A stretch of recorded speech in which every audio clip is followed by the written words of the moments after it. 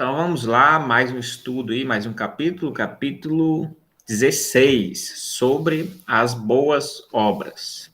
Então, como é nosso costume, eu vou ler rapidamente e a gente comenta o parágrafo aqui, tá certo? Sobre as boas obras.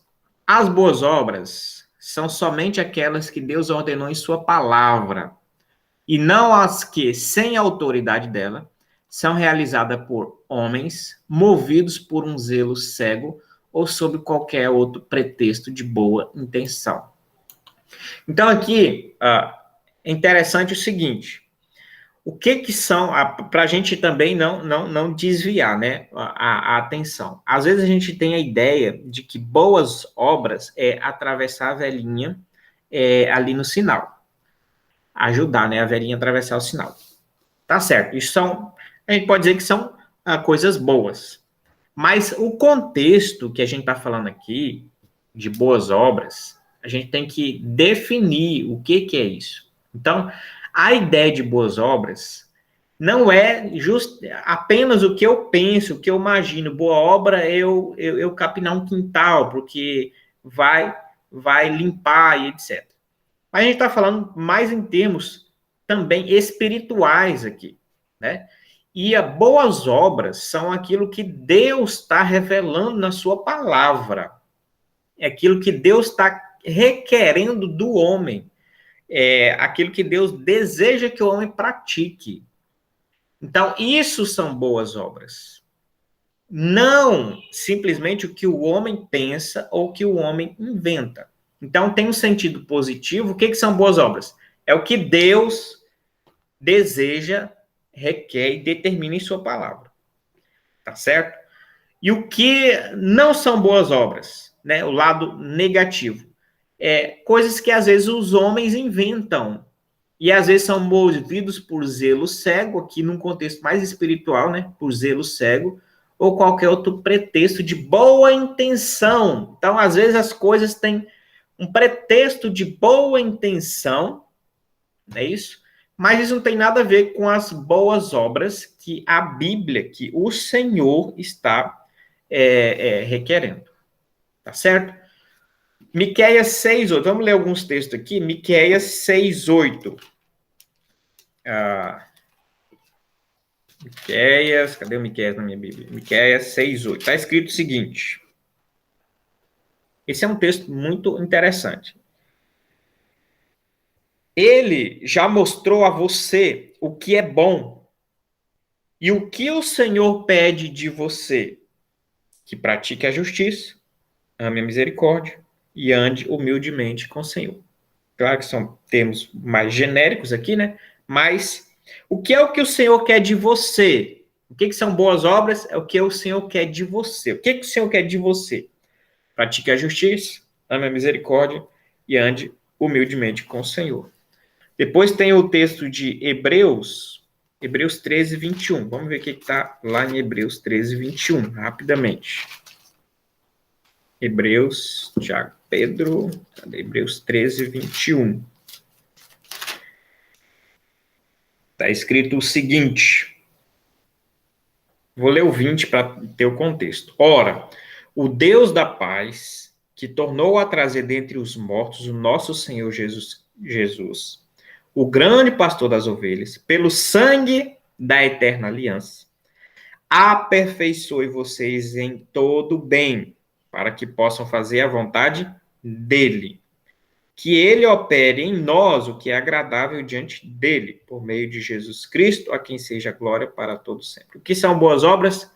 Boas obras são aquilo que o Senhor deseja, o Senhor quer. E aqui já dá uma pitadinha, não sei se vocês perceberam. É aquilo que o próprio Deus, através do Espírito, está fazendo.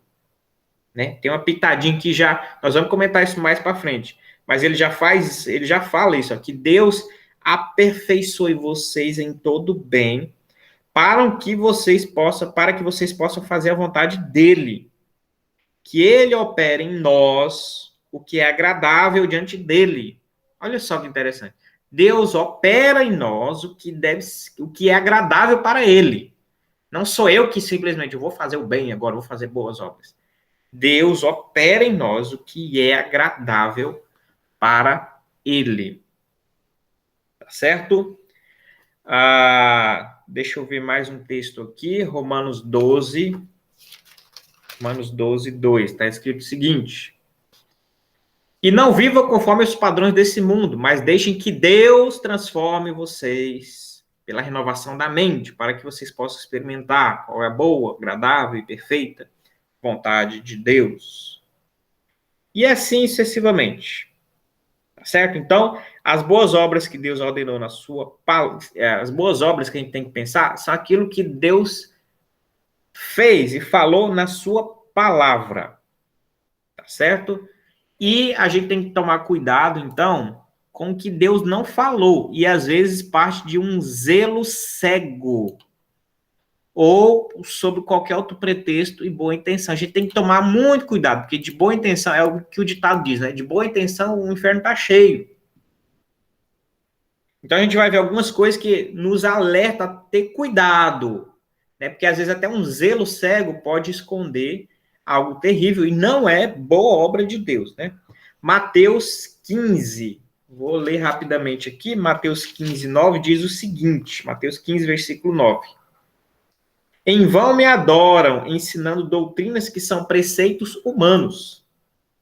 Então, o que Jesus já está batendo aqui? Jesus está citando Isaías 29, 13, que, na verdade, desde Isaías, desde o profeta, ele já está batendo nessa tecla, que o povo estava adorando ele em vão. Ou seja, Israel tinha zelo, fazia culto, fazia os rituais, matava um monte de cabrito, um monte de ovelha, e aquela coisa toda. Mas era um zelo cego, não é boa obra. Então imagine a pessoa ir para o culto e tá indo para o culto, tá sacrificando, tá fazendo as coisas, e Deus vem e fala assim, olha, em vão vocês estão fazendo isso aí.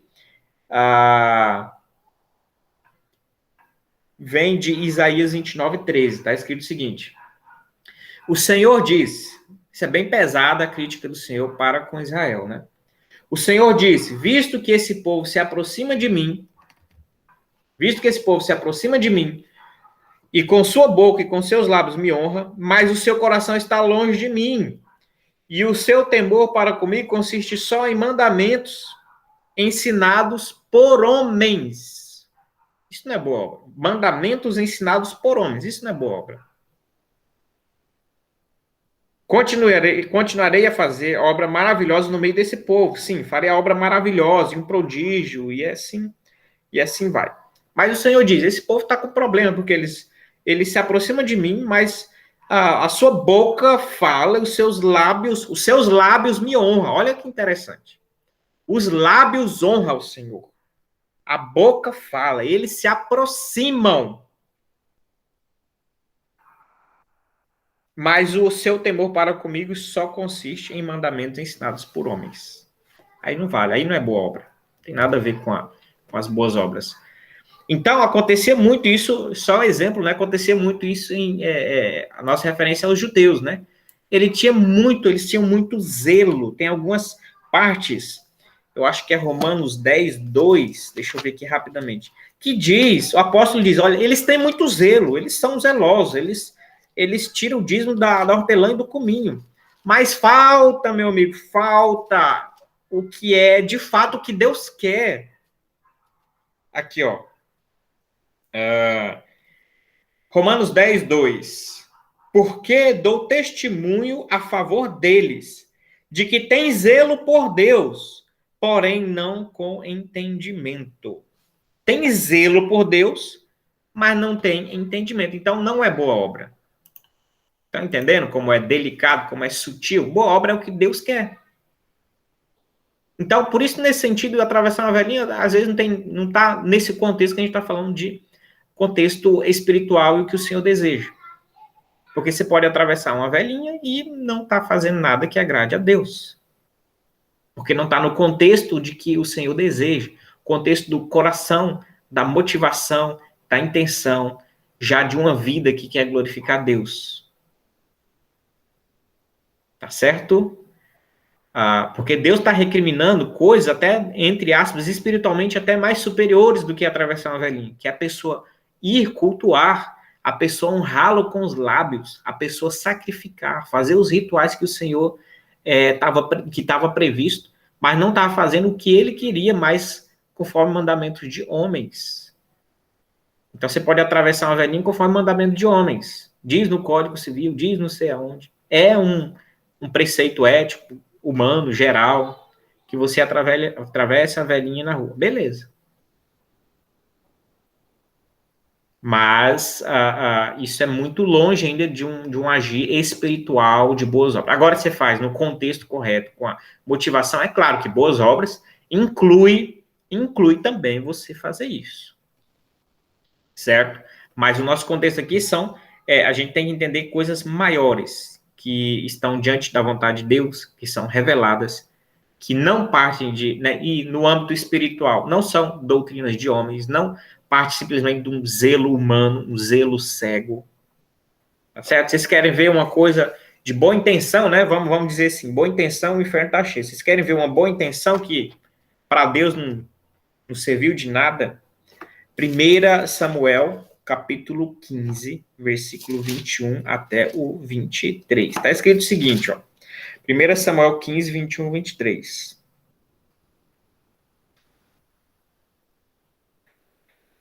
Eu vou voltar um pouco, versículo 20. 1 Samuel 15, 20. Então, Saul disse a Samuel. Vocês conhecem o contexto, né? Saul, então, vai se justificar. Disse a Samuel. Pelo contrário, dei ouvidos à voz do Senhor e segui o caminho pelo qual o Senhor me enviou. Eu trouxe Agag, o rei de Amaleque, e destruí totalmente os amalequitas.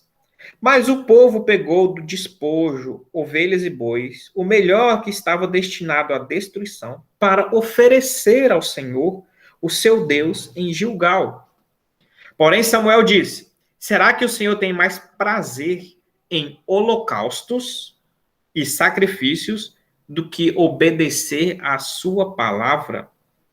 Eis que o melhor é obedecer do que sacrificar. O ouvir é melhor do que gordura de carneiros.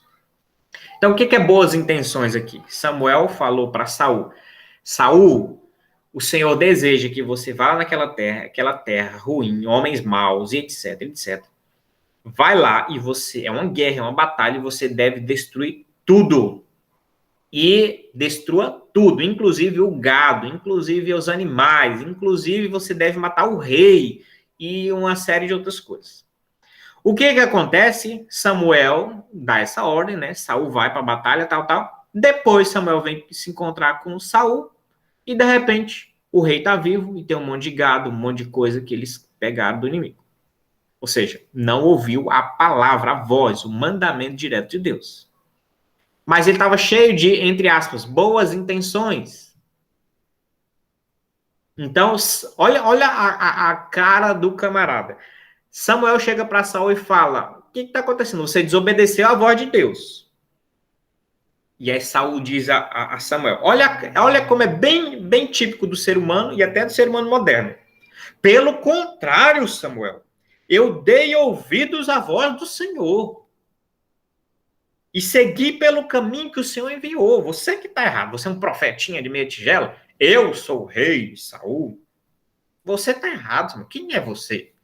Eu, pelo contrário, eu ouvi a voz do Senhor. E aqui eu trouxe Agag, o rei de Amaleque, mas eu destruí todo o resto. E o povo pegou o despojo, né, das ovelhas e o boi, mas é para sacrificar o Senhor. Eu ouvi a tua voz. Não. Isso aí é relativismo pós-moderno. Porque Samuel falou bem claro, mata tudo, inclusive o rei e os animais. Ele não mata o rei nem os animais, não tem relativismo. Não, é porque eu tenho boa intenção, não, é porque eu vou sacrificar, não, é porque... Não é não, e desobedeceu. E o camarada que, não, eu obedeci. Parece, às vezes, o nosso contexto, né? Parece briga de marido e mulher, né? Briga de pai e filho. Pai fala uma coisa pro filho, o filho... Não, pai, eu obedeci. Eu fiz tudo certinho como o senhor falou. Mas por que você não exterminou o rei inimigo? Não, mas eu exterminei o resto tudo. Eu só deixei o rei. E os animais? Não. É porque eu quero, né, fazer um churrasco, não sei o quê. Enfim, essa é a ideia, um zelo cego. Boa intenção. A gente não pode ter boa intenção diante de Deus. Não há espaço para nossa boa intenção diante da palavra de Deus. Diante do Senhor, a gente tem que fazer o que ele pede. Entendeu? É nesse contexto que a gente tem que tomar cuidado com o culto e o que a gente faz no culto. Porque a gente não é boa intenção. Eu vou fazer isso no culto, eu tenho uma boa intenção, eu quero agradar a Deus. Mas às vezes a gente não vai agradar a Deus. É boa intenção, né? Você pega pessoas que introduzem um monte de coisa no culto, um monte de coisa estranha, introduz danças, teatro, shows e não sei o quê, não sei o quê. Eles devem ter boa intenção, né? Eles falam, não, isso é para ajudar, para deixar o culto mais animado, para atrair a atenção das pessoas, para tocar espiritualmente, o Senhor pode usar também com esse elemento, com esse, com aquele, e não sei o quê. Pode ser cheio de boa intenção, né? Boa intenção, mas não, a gente não age por boas intenções, tá certo? As nossas boas obras são aquilo que Deus falou na sua palavra e definiu. Passou disso, meu amigo, é muito perigoso, né? Os filhos de Arão, né? Nadab e Abiú, que eram sacerdotes, foram mortos porque tiveram boa intenção, né? Entre aspas, né?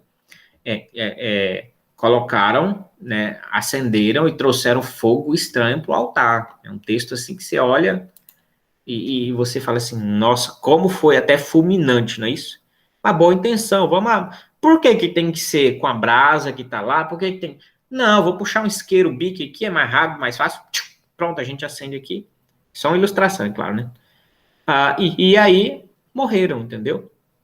Quem não se lembra de quando Davi tá caminhando e trazendo a Arca da Aliança de volta para Jerusalém, e eles estão fazendo tudo errado ali. Deus falou assim, olha, quando vocês forem transportar a Arca da Aliança, não ponham em carruagens de boi, mas que tenha, né, argolas e varais, e 2 homens, né, um na frente, um atrás, peguem ela e levem. Tem que ser homens.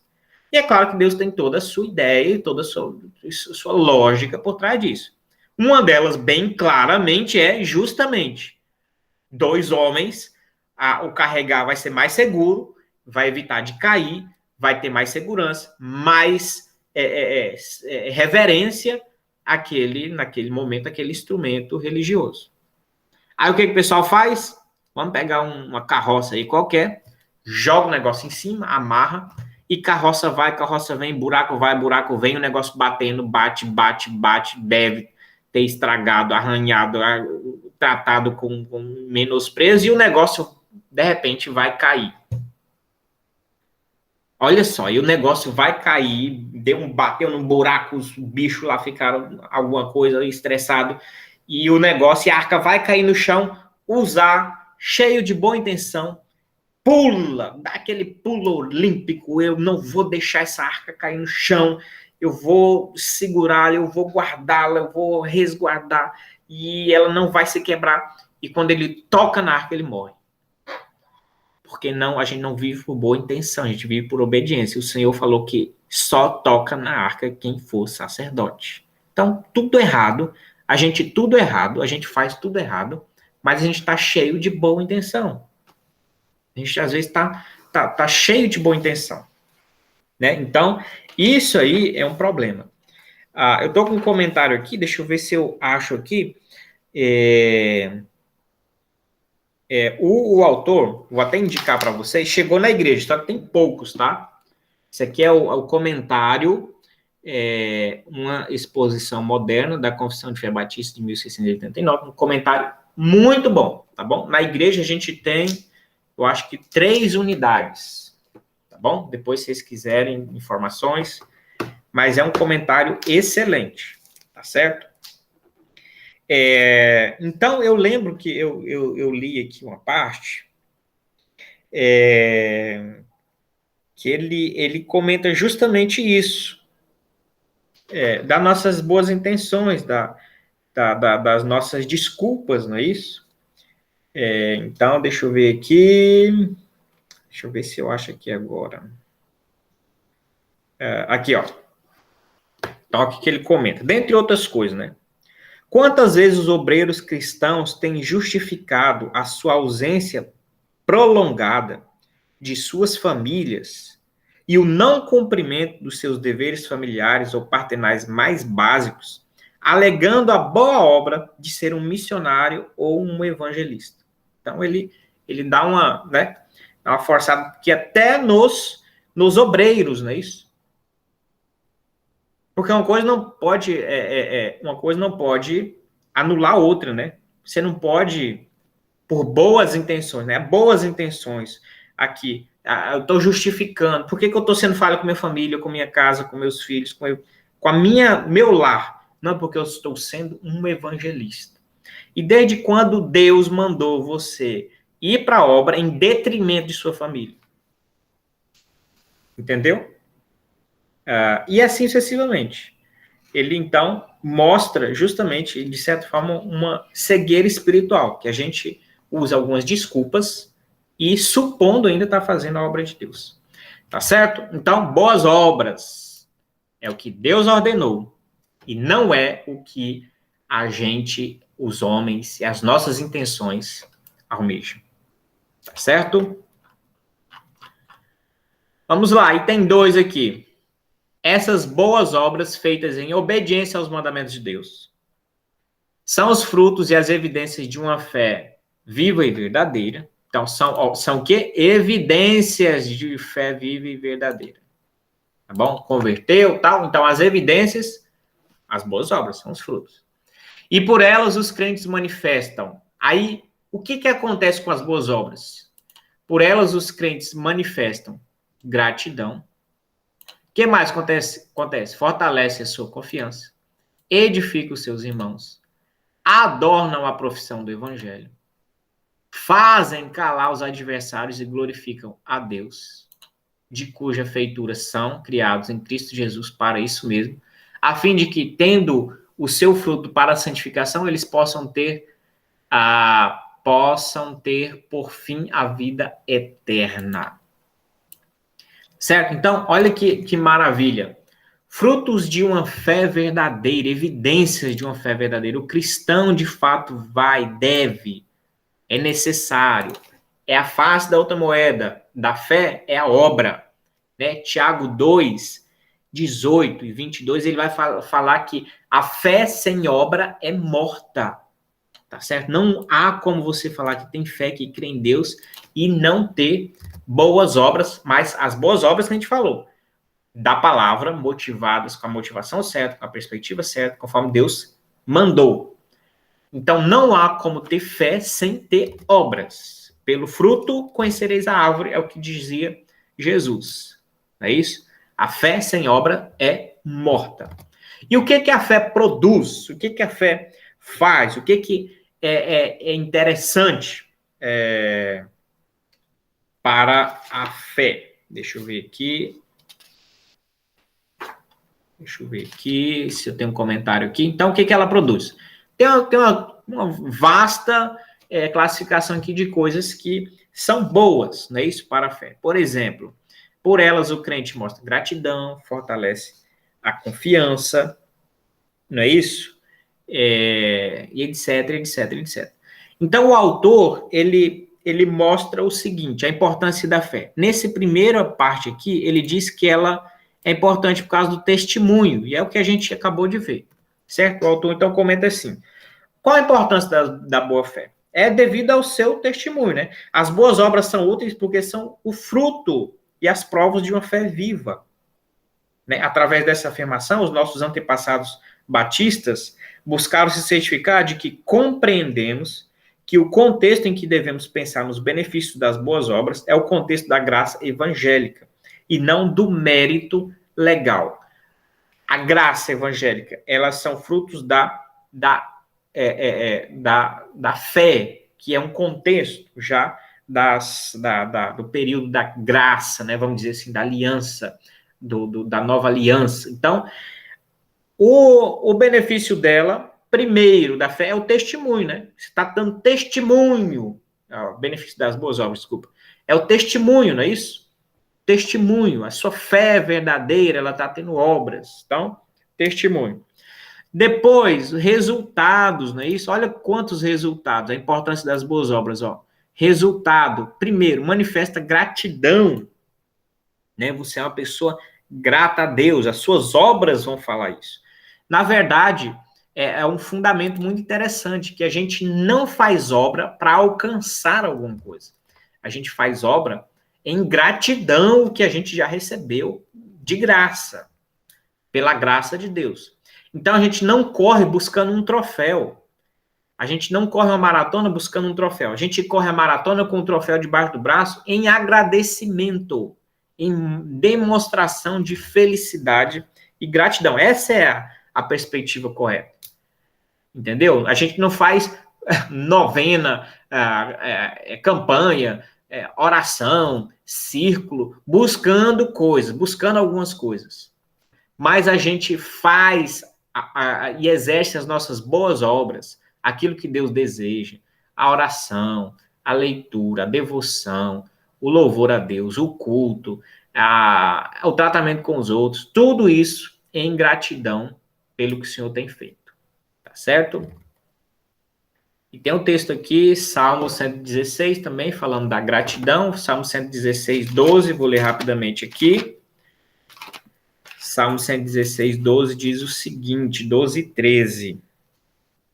Que darei ao Senhor por todos os seus benefícios para comigo? Erguerei o cálice da salvação e invocarei o nome do Senhor. Então, aqui em outras palavras, ele está falando o quê? Vou ser grato e vou invocar o nome do Senhor, vou glorificar o nome do Senhor. Tá certo? Então, gratidão. Depois, fortalece a confiança. Tá aí, fortalece a confiança. 1 João 2,3 diz o seguinte: por que fortalece a confiança? Bem, quanto mais você consegue e percebe que você está obedecendo e agradando a Deus, tanto mais confiante você vai estar e firme você vai estar de que sua fé é verdadeira e seu amor não é fingido. Entendeu? É bem lógico isso. Quanto mais você consegue obedecer ao Senhor, servir ao Senhor, tanto mais isso é evidência de mostrar para você que você não tem uma fé fingida. Tá certo? Então, 1 João 2,3 diz o seguinte: e nisto sabemos que o temos conhecido. Como é que você sabe que conheceu a Deus? Só teoricamente? Não. Se guardamos os seus mandamentos. Entendeu? Então, não é só uma coisa teórica, aérea, né? Como é que eu sou fortalecido? Conforme 1 João 2,3. Como é que eu sei que eu conheço a Deus? Bem, eu conheço a Deus nisso, se eu guardo os seus mandamentos.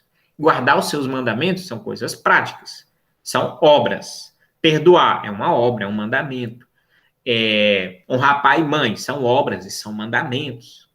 Né? Não matar, não roubar, não, enfim, uma série de coisas, mandamentos que vão nos mostrar. E nos mais amplos sentidos que Jesus colocou, não é isso? Não adulterar, envolve não olhar ou cobiçar a mulher ou o homem de modo equivocado. Não é isso? Não roubar é não furtar nas mais amplas relações humanas. Honrar pai e mãe nas suas mais amplas relações também. E assim, não matar o próximo. Mas eu nunca assassinei ninguém. Mas a extensão disso envolve até a ira. Você não deve se irar injustificadamente contra o seu próximo, desejando o mal dele. Então, se você está fazendo isso, conforme 1 João 2,3, isso é uma evidência que você conhece a Deus. Você conhece a Deus por quê? Você guarda os mandamentos. Tá? Bem prático, bem palpável isso. Tá? E tem o versículo 5 também. 2,5, está escrito o seguinte: mas quem guarda a sua palavra, nele verdadeiramente tem sido aperfeiçoado o amor de Deus. Nisto sabemos que estamos nele. Nisto sabemos que estamos nele. Como é que a gente sabe que estamos nele? Quando a gente guarda a sua palavra. Não guardou a palavra, meu amigo, já é sinal de que está com problema. Certo? Então, as boas obras fortalecem a confiança, edificam os seus irmãos, indiscutivelmente, né? Porque você vai servir o outro também. Boas obras envolvem muitas partes dessas obras envolvem o outro, Tá bom? O perdão é para o outro, não é isso? O não cobiçar envolve o outro. Não matar envolve o outro. Honrar pai e mãe envolve o outro. É isso? Na verdade, dos 10 mandamentos, né? Dos 10, 4 tem direcionamento para Deus. 6 tem direcionamento horizontal entre os homens. Honrar pai e mãe, não matar, não roubar, não adulterar, não cobiçar. Tudo tem a ver com o outro. Então, edifica ou não os irmãos? Claro que edifica. Adornam a profissão do evangelho. Não é isso? Tem texto, não sei se é isso que está marcado aqui, que diz adornam, né? O que é adornar?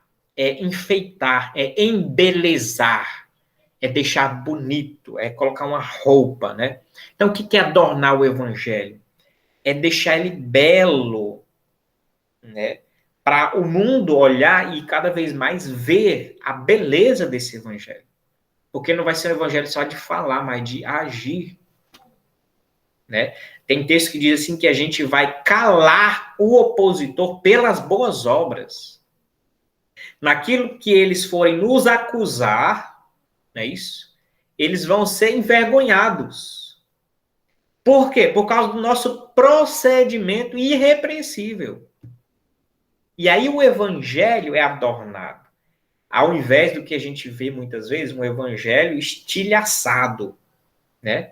E um evangelho esculhambado pelo mau testemunho. A Bíblia fala que nós devemos adornar. Mateus 5,6. Vou ler esse texto aqui para a gente adornar o evangelho, tá certo? Mateus 5,6 diz o seguinte. 5,16, desculpa. Mateus 5,16.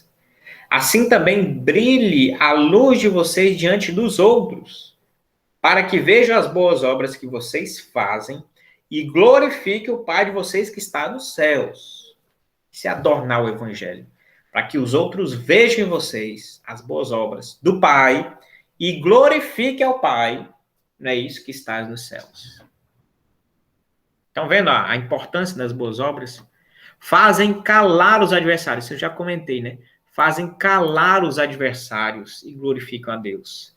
Então, justamente esses textos vão apontar, esse que foi anterior, né? Mas esses textos aqui vão apontar justamente para o que eu falei, né? Por causa da sua boa obra, você vai calar o adversário. Porque naquilo que eles vão acusar vocês, eles vão ser envergonhados. De quê? De falsidade. Por exemplo, só um exemplo. Acusaram Jesus de não pagar impostos. Acusaram Jesus de não pagar impostos. É uma acusação falsa. Jesus falou, Pedro, lança a rede, vai lá e pesca, vai sair um peixe, tem 2 moedas lá bem valiosas, pega elas, você paga o meu imposto e o teu imposto. Pronto, mentira. Porque Jesus pagava o que lhe era necessário e devido. Não ficou devendo nada a ninguém. Entendeu? Jesus é o rei que quer derrubar César, quer derrubar Herodes, quer tomar o reinado aqui, etc. Jesus sempre falou, meu reino não é desse mundo. Eu sou rei, sim, mas eu não sou o rei que vocês estão falando aí, me julgando que eu quero. Eu estou morrendo de ciúmes e vontade, fazendo rebelião para derrubar Herodes, para derrubar Pilatos, ou para chegar até em Roma. Não. Meu reino não é desse mundo. E sempre esteve isso na boca dele.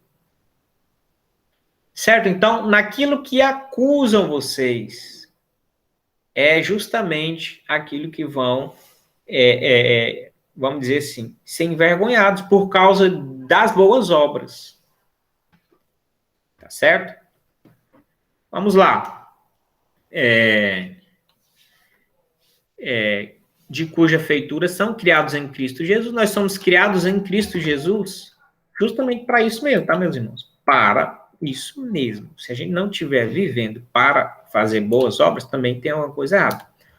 Nós somos criados por Cristo Jesus para a glória dele e para as boas obras entre os homens. E aqui cabe uma reflexão. Como eu tenho exercido as minhas boas obras entre os homens, entre a igreja, entre as pessoas?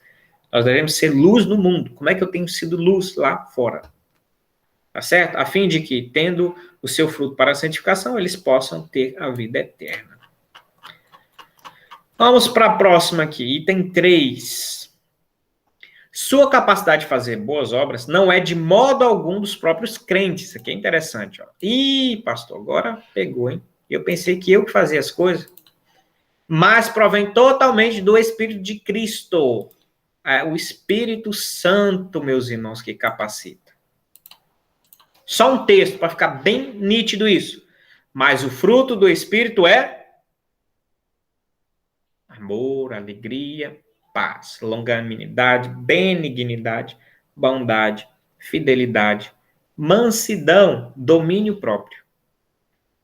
Fruto do Espírito vem por causa do Espírito. Então, nós fazemos e obedecemos ao Senhor por causa do Espírito Santo, por causa do agir de Deus. Na verdade, o Espírito Santo age e trabalha, nos influencia, nos energiza, e o que a gente pega, vamos dizer assim, e pega nas nossas mãos, a gente faz é macular um pouco. Então, o Espírito Santo está motivando, está direcionando, está produzindo os seus frutos, e quando a gente vai exercer na prática, o que a gente consegue fazer, além de não ser nós que fazemos, o que a gente consegue fazer é macular um pouquinho, deixar um pouquinho pior. Estão entendendo? Então, a nossa ação não é nossa e por mérito, por glória, eu faço boas obras. Na verdade, Deus, o Espírito, está nos capacitando. E o que, a parte, vamos dizer assim, que nos cabe, a gente consegue piorar um pouco, mas ainda sai alguma coisa pela misericórdia de Deus. Mas o que compete a nós, a gente consegue ainda piorar um pouquinho e macular, tá certo? Mas isso é bíblico, tá? Isso é bíblico. Ah, não, será que é o Espírito? Ó, João 15, 4 e 5, tá escrito o seguinte, João capítulo 15, versículo 4 e 5. Que você já deve ter mais ou menos o contexto, né? Jesus é a videira, nós somos os ramos, é esse o contexto desse texto aí. Então, vai falar o seguinte, ó. João 15, 4, versículo 4 e 5. Permaneçam em mim e eu permanecerei em vocês. Como o ramo não pode produzir fruto de si mesmo, se não permanecer na videira, assim vocês não podem dar fruto, se não permanecerem em mim. Eu sou a videira, vocês são os ramos. Quem permanece em mim e eu nele, esse dá muito fruto. Porque sem mim vocês não podem fazer nada. Sem mim não podeis fazer nada. Então, essa é a prova bíblica de que, além de outras, né? De que se o Senhor não agir, nós não conseguiremos, né, trabalhar e desenvolver as boas obras. Pelo contrário, a gente vai, de repente, até atrapalhar, tá certo? Então, as causas dessa boa obra é o Espírito Santo que habita em nós. Vou ler o restante, né? Continuar a nossa metodologia, né? Lê tudo, depois eu continuo comentando. E para que os crentes possam desempenhar as boas obras, além das graças que já receberam, é necessário uma influência contínua do mesmo Espírito Santo operando neles, tanto o querer quanto o efetuar segundo a sua boa vontade. Isso, porém, não significa que eles devem tornar-se negligentes, como se não tivessem a obrigação de cumprir um dever, senão quando movidos de modo especial pelo Espírito. Antes, eles devem ser diligentes em desenvolver a graça de Deus que neles há. Tá certo? Então, terminei de ler. Vamos continuar aqui. Então, o contexto aqui é mostrar que é o Espírito, é Deus, é o Senhor quem está agindo. Tá certo? Para fazer e para trabalhar as boas obras. Tá? Então, aqui, ó.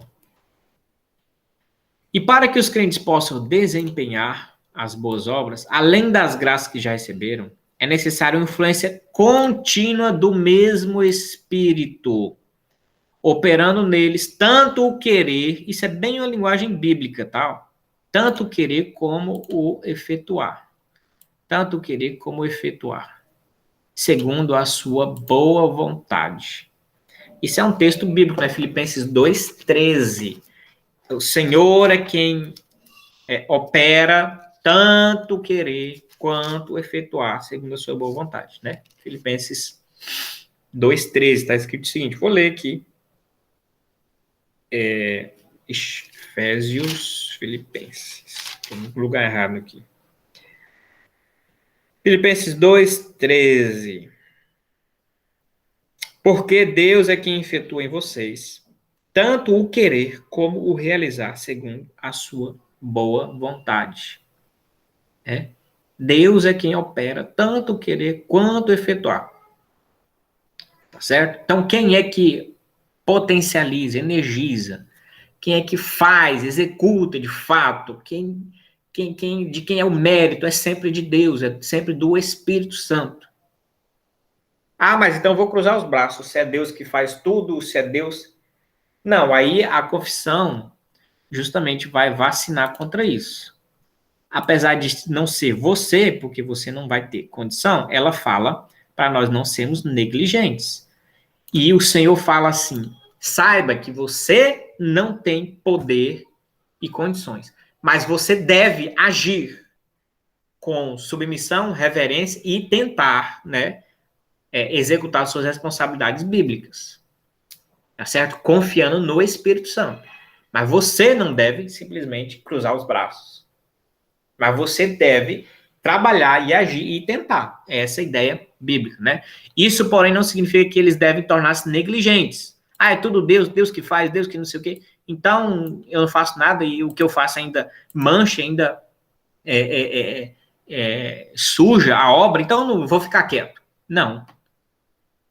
Então, não deve ser negligentes. O Senhor fala, olha, obedeça a palavra, ore a Deus, medite de dia e de noite, entregue sua vida, participe do culto, da comunhão com os irmãos, com a igreja, se submeta à disciplina, a ser melhorado, aperfeiçoado. Viva! E esses são os elementos, a matéria-prima, a palavra de Deus, a comunhão, e coisas que Deus usa. Mas no final das contas, é Deus quem faz. Entendeu? Para a gente também não ter mérito, né? Não pode chegar no céu batendo. Nunca a gente vai chegar no céu batendo no peito. Eu fiz isso, eu fiz aquilo. Não dá, meus irmãos. A gente é falho mesmo. Não dá para a gente ter boas obras independentemente. Mesmo após a conversão. A gente não é um ser que agora ficou brilhante, radiante, super-homem, super-mulher. E independentemente do Espírito e de Deus, a gente consiga fazer o que é bom. Não consegue. Tá certo? Então, a gente também não pode ser negligente, como se não tivesse obrigação de cumprir um dever, né? E às vezes, negligente no sentido de esperar um mover especial do Espírito Santo para fazer algo. Não é isso? Antes, a gente deve ser diligente e desenvolver a graça de Deus que há em nós. Porque Filipenses, ao mesmo Filipenses diz que é Deus que opera tudo, Filipenses 2:12, ele vai dizer também, ó, assim, meus amados, como vocês sempre obedeceram, não só na minha presença, porém muito mais agora na minha ausência, desenvolva a sua salvação com temor e tremor. Parece linguagens até antagônicas e difícil de entender. Aqui Paulo está falando, desenvolvam a sua salvação, como se a gente tivesse potencialidade. Aqui ele diz que é somente Deus. Um versículo depois, eles falam, mas é Deus que vai operar em vocês, tanto o querer quanto o realizar. Entendeu? Vocês estão entendendo a dimensão e a complexidade bíblica? Em alguns sentidos? Filipenses 2:12, o próprio apóstolo está falando assim, desenvolvam a salvação de vocês, obedeçam e desenvolvam a salvação. No versículo seguinte ele fala, mas é Deus quem opera em vocês. O querer, eu quero orar, eu quero buscar, eu quero. Então não é eu, Deus é que deu o querer para começar e depois o realizar. Independente de Deus, a gente não consegue nada.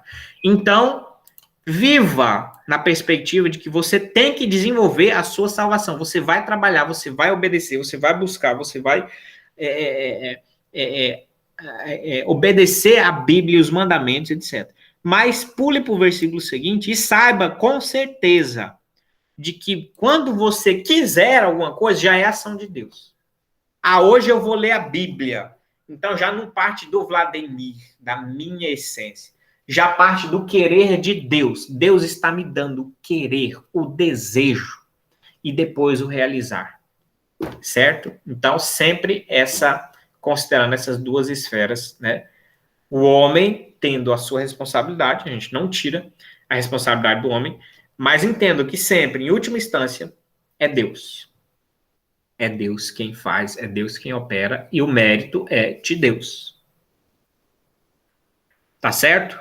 E é tão interessante essa questão do mérito que nós vamos chegar no céu, e a Bíblia diz que nós vamos ser galardoados pelas boas obras. E nós vamos ser galardoados. Olha como até o galardão é graça, não é uma troca de algum bem que eu fiz. Nós vamos ser galardoados pela obra que o próprio Deus fez em nossa vida. Então, Deus age, o Espírito Santo nos guia, nós fazemos o que é bom, e chegar no céu, Deus vai nos recompensar por essas obras que não fomos nós, mas foi Ele mesmo que fez por nosso intermédio, mas mesmo assim, Ele é maravilhoso e vai nos dar presentes e galardões, e satisfações, e glórias, e honras no céu, por causa da própria obra dele feita em nossa vida. Porque se lá também no céu ele falar, cadê a obra exclusivamente do Vladimir? Não escapa nada. Certo? Então, esse é uma dádiva de Deus também em relação às boas obras. Vamos parar por aqui, o nosso tempo já está avançado. Né? Eu acho que tem... Deixa eu ver quantos parágrafos ainda tem? 3, 4, 5, 6, 7. Tem muita coisa boa, a gente deixa para finalizar, então, na próxima aula. Tá certo, meus irmãos? Vou finalizar a gravação aqui, então.